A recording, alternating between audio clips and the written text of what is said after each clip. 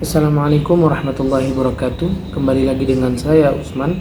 Tapi kali ini saya akan membahas berbeda, yaitu tentang ilmu pengetahuan, definisi hukum dan keutamaannya. Insya Allah akan saya bahas kali ini.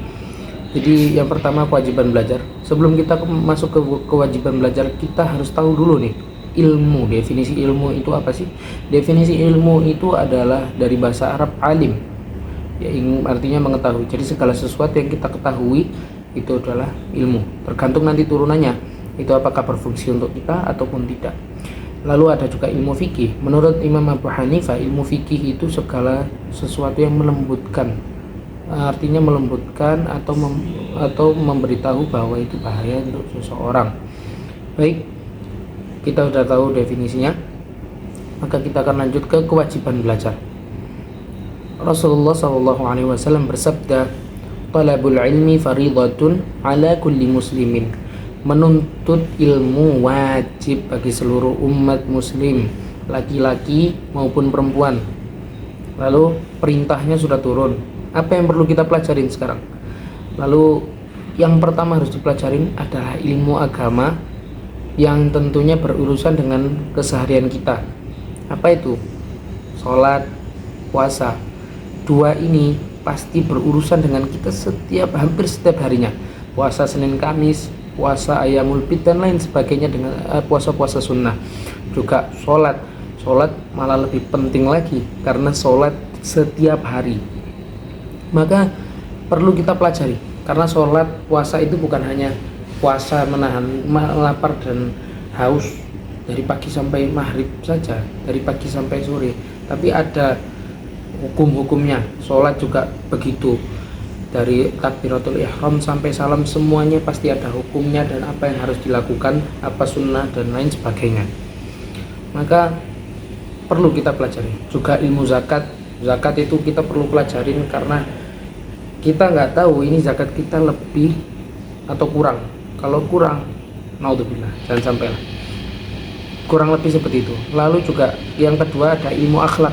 Kita harus mempelajari ilmu akhlak, ilmu cara kita tata krama. Itu kita harus mempelajari dua, sifat baik dan sifat buruk. Kenapa harus mempelajari keduanya? Padahal kalau kita pelajarin sifat baik udah selesai tuh, kita udah bisa melakukan sifat baik. Namun tidak semudah itu. Setan selalu mengganggu kita dimanapun kita berada, dan salah satunya yaitu mengganggu sifat, mengganggu atau membisiki kita untuk memiliki sifat-sifat buruk seperti sombong, congkak dan lain sebagainya.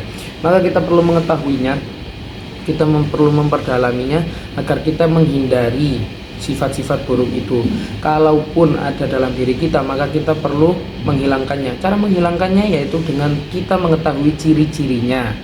Lalu yang ketiga ada ilmu muamalah, ilmu keseharian, ilmu berinteraksi dengan orang, dan termasuk di dalamnya ilmu-ilmu yang tentang pekerjaan kita, keseharian kita, urusan kita sehari-hari kita ngapain, itu ada ilmunya. Contohnya kalau ilmu berdagang, tentunya itu kita harus belajar dari segi agama, dari segi umum, karena ilmu jual beli ini ada juga dalam ilmu agama Islam, maka perlu dipelajari. Dan keutamaan ilmu itu sangat penting, karena ilmu itu hanya didapatkan oleh manusia, dan selain yang dimiliki dari ilmu adalah ada dalam binatang.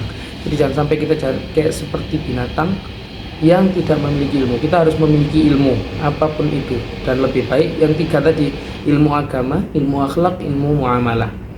Lalu ilmu sebagai perantara untuk kita bertakwa kepada Allah Subhanahu wa taala. Lalu ada juga hukum-hukum ilmu. Nah, ini penting nih.